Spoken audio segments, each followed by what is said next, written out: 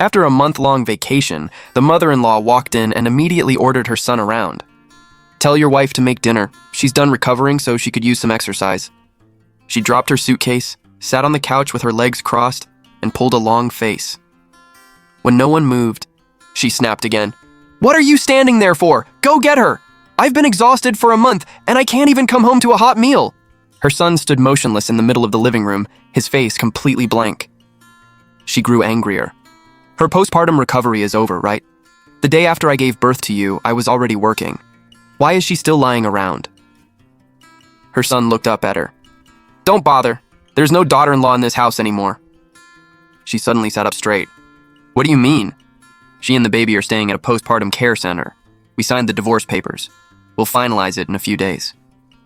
Her face changed. "The baby is only a month old. Why divorce? Is she threatening you with it? I knew she was calculating." Her son didn't argue. He pushed a folder across the coffee table. Inside were the divorce papers, a critical condition notice, emergency bills, and an IOU. She froze at the words placental abruption and hemorrhagic shock. 3 days after you left, she started bleeding heavily in the middle of the night." He stared at his mother. "I couldn't get a cab, so I took her to the hospital on my scooter. She held her stomach the whole way, her pants soaked in blood. The doctor said 20 minutes later, and we would have lost both her and the baby." Her lips turned pale. "Why didn't you tell me?" His smile looked more painful than crying. "I called you 11 times, you didn't answer. Then you sent a voice message saying not to scare you with childbirth, that every woman gives birth and not to ruin your trip." He pressed play, and his mother's voice echoed through the living room. "I already paid for the tour. She has doctors for childbirth. What good would I do by going back?" That short sentence hit her like a slap across the face. Her son pushed the IOU toward her. "Before surgery, the hospital demanded a 30,000 yuan deposit. You took our savings 2 weeks earlier to cover your trip. You said it was your daughter-in-law's gift and that she wouldn't dare refuse, but that money was our emergency fund for the baby." She looked up sharply. "Then where did you get the money?" "I got on my knees and begged a coworker for a loan. She came at 2 a.m. and paid the hospital. When the doctor asked me to sign the critical condition form, my hand shook so badly I couldn't hold the pen. When my wife came out covered in tubes, she only asked if the baby was alive." Her knees gave out and she collapsed back onto the couch. "When she woke up, she asked if you knew. I couldn't admit you ignored my calls, so I said you had no signal in the mountains. Then she saw your social media. She still had an IV in her arm while you raised champagne on the beach. She stared for a long time and said, 'So my life matters less than her vacation.' After she left the hospital, her incision got infected and her fever hit 102.2. The baby was hospitalized for jaundice.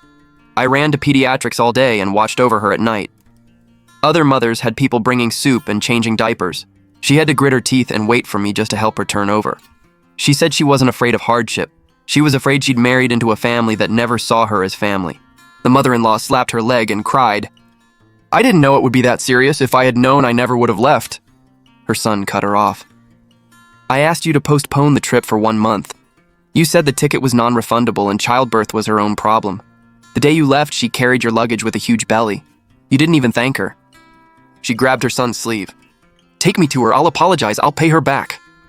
"You can repay the money, but how will you repay the fear of nearly dying that night? She didn't demand a mother-in-law to serve her. She just couldn't accept that when her life was in danger, you knew and chose to pretend you didn't. Just let me see her once. She can yell at me or throw me out. I'll accept it." Her son stayed silent for a long time, then picked up his car keys and drove her to the postpartum care center. She opened the door and saw her daughter-in-law propped up in bed, her face almost translucent. The baby slept in a crib, and bruises from IV needles still marked her wrist. The moment she stepped forward, her daughter-in-law instinctively pulled the baby into her arms. That reaction broke her completely. She dropped to her knees in the doorway and placed the IOU on the floor. "Sweetheart, I was horrible. I used your life-saving money for a vacation. While you were on the operating table, I complained that you ruined my fun. I'm not asking you to forgive me now. Just give me a chance to make it right." Her daughter-in-law turned away as silent tears rolled down her face. She pulled out a bank card. "There's 80,000 yuan here. Everything I've saved. 30,000 is what I owed you. Use the rest to recover and care for the baby. I'll help whenever I can. If I can't, I'll pay someone who can. You'll make the decisions at home. I'll never use my age to control you again." The room stayed silent for a long time. Then the baby started crying. The mother-in-law instinctively reached out, but stopped in midair, too afraid to touch the child. Her daughter-in-law looked at her. "Mom, please get up first." Hearing the word mom, the mother-in-law covered her face and sobbed until her whole body shook. That night, she transferred 80,000 yen in front of her daughter-in-law and also paid for the postpartum center and all follow-up appointments. Her daughter-in-law never said she forgave her, but she also stopped pushing to finalize the divorce. The truth was, divorce had really been discussed, but the agreement was fake. My wife and I printed it together. Her hemorrhage was real. The missing deposit was real. My desperate search for loans was real. Her heartbreak over this family was real. She was willing to give me one last chance, but only if I made my mother understand that she hadn't hurt a spoiled daughter-in-law. She had hurt a woman who nearly died on an operating table. From then on, the mother-in-law became a different person. She made soup every morning, washed clothes, and cared for the baby during the day, then left at night so her daughter-in-law could rest.